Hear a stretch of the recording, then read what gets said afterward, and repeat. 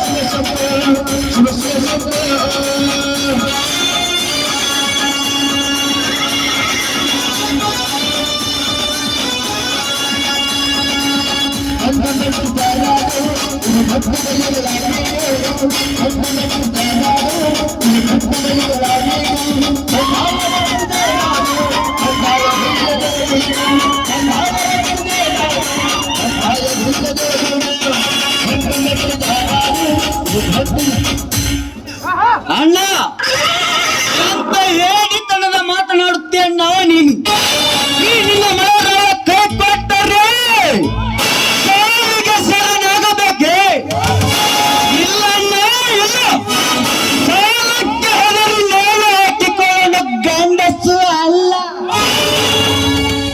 ನರಸತ್ತ ನಾ ಮರ್ದ ದೇವರು ಲೋತ್ರಿಕ ಅಂತ ದೇಹವನ್ನು ಕೊಟ್ಟಿರುವಾಗ ಈ ಊರಲ್ಲಿ ಆಗದಿದ್ದರೂ ಇನ್ನೊಂದು ಊರಿಗೆ ಹೋಗಿ ದುಡಿದು ಜೀವನವನ್ನು ಸಾಗಿಸೋಣ.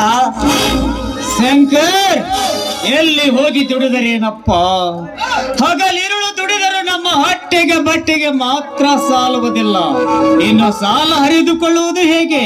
ಅಣ್ಣ, ಸಾಲಕ್ಕೆ ಚಿಂತಿಸಿ ಸಣ್ಣಾಗಿ ಸೊರಗಬೇಡ.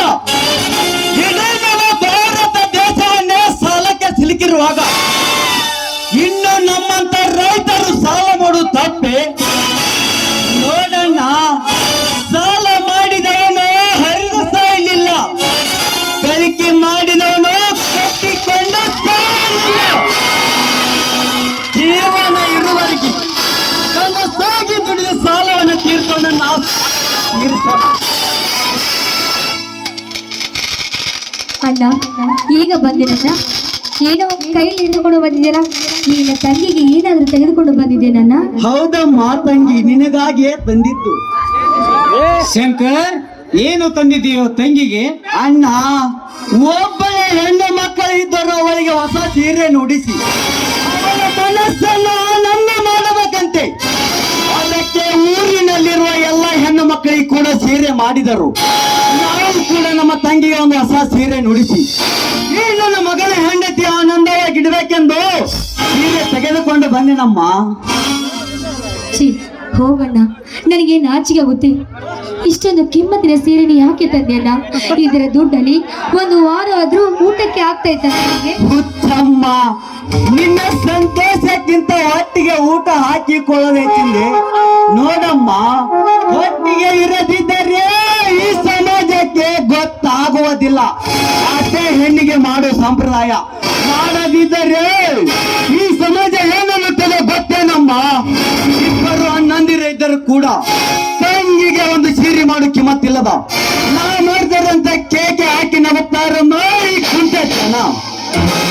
ಅಲ್ಲ, ಈ ಸಮಾಜದ ಮಾತಿಗೆ ಕಿವಿ ಕೊಡಬಾರ್ದಣ್ಣ. ನಾವು ಹೊಟ್ಟೆಗೆ ಊಟ ಇಲ್ಲಂದ್ರೆ, ಉಡಲು ಬಟ್ಟೆ ಇಲ್ಲಂದ್ರೆ ಈ ಸಮಾಜ ಏನಾದ್ರು ತಂದು ಕೊಡ್ತಾರೆ ನಮಗೆ?